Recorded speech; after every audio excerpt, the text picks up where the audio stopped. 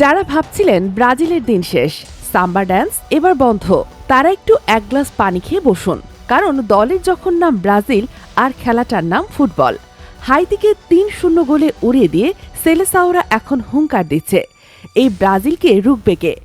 Argentina ফ্যানরা কি already calculator নিয়ে হিসাব করা শুরু করে দিয়েছেন? ম্যাচের হাইলাইটস তো সবাই দেখেছে, কিন্তু ভেতরের খবর কি জানেন? ম্যাচের পর নাকি হাইতির ডিফেন্ডাররা মাঠে নিজেদের জার্সি না, ব্রাজিলের স্ট্রাইকারদের ছায়া খুঁজছিল। ৩টা গোল খেয়ে হাইতির গোলকিপার নাকি মনে মনে বলছিল, ভাই গোলপোস্টটা যদি একটু ছোট হতো।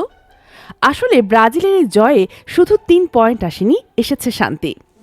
ব্রাজিল ফ্যানরা যারা গত কয়েকদিন ধরে ফেসবুকের কমেন্ট বক্সে মুখ লুকাচ্ছিলেন, তারা এখন বুক ফুলিয়ে স্ট্যাটাস দিচ্ছেন, আমরাই সেরা। এবার আসি আসল গ্যারাকলে।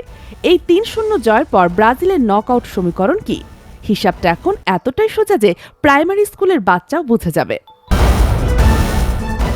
পয়েন্ট ১, ব্রাজিলের ঝুলিতে এখন ৩ পয়েন্ট, আর গোল ডিফারেন্স হলো +3। এর মানে হলো পরের ম্যাচে যদি ব্রাজিল শুধু একটা ড্র করে, তাও বুক ফুলিয়ে নকআউটে চলে যাবে। আর যদি জিতে যায় তাহলে তো কথাই নেই, গ্রুপ চ্যাম্পিয়ন। পয়েন্ট ২, এমনকি যদি কোনো মিরাকল ঘটিয়ে ব্রাজিল পরের ম্যাচ হেরেও যায়, তাও হাইতির এই ৩ গোল হজমের দয়ায় ব্রাজিল রানার্স আপ হয়ে পরের রাউন্ডে চলে যেতে পারে। তবে ব্রাজিল ফ্যানরা এখন প্রার্থনা করছেন, হে খোদা, পরের ম্যাচে যেন কোনো অঘটন না ঘটে। ট্রোল সহ্য করার ক্ষমতা আর নাই। তো কি ভাবছেন, হাইতিকে হারিয়ে ব্রাজিল কি আসলে ফর্মে ফিরেছে, নাকি আসল পরীক্ষা এখনো বাকি?